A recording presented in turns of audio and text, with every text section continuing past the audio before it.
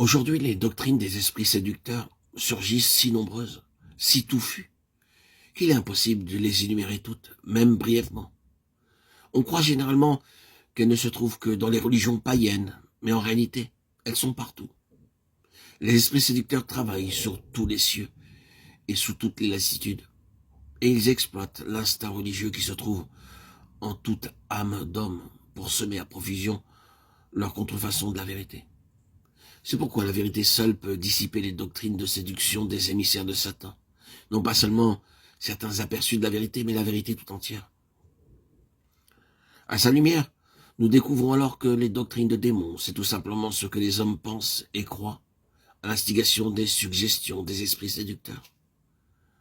Toute pensée, toute croyance relève forcément de l'un ou l'autre domaine. L'erreur ou la vérité qui relève l'un de Dieu, l'autre de Satan. Toute vérité vient de Dieu, procède de Dieu.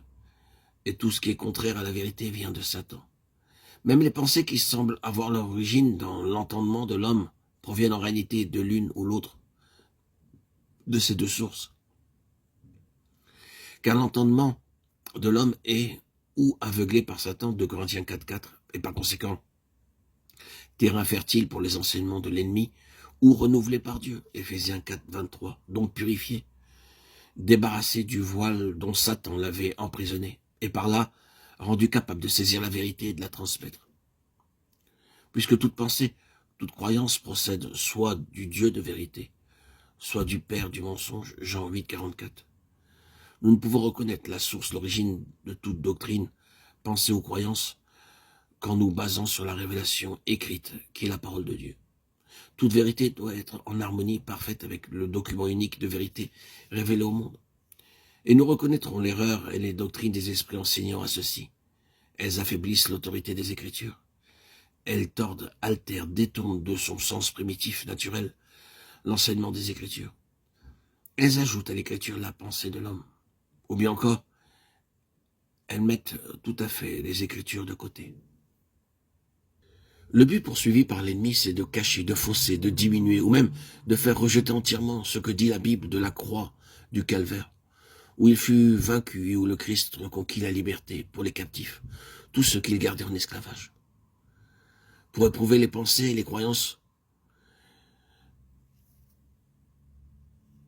il faut donc discerner si ces enseignements que nous recevons sont d'accord avec les Écritures, si leur teneur, leur attitude vis-à-vis de la croix et du péché sont conformes.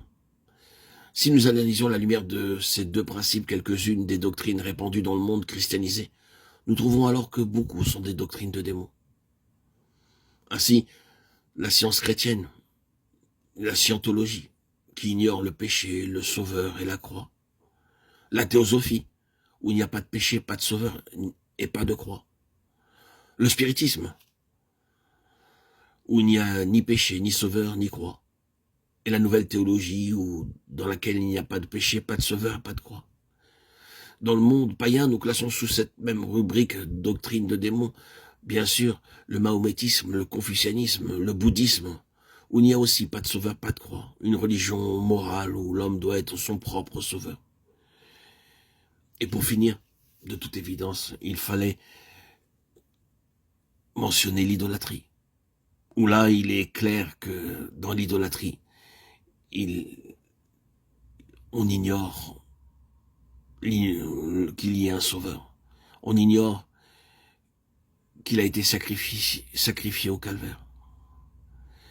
Dans l'idolâtrie, on fait connaissance avec une véritable puissance du mal, que la plupart des païens essaient de rendre propice, parce qu'ils constatent la réalité de leur existence réelle dans le monde terrestre.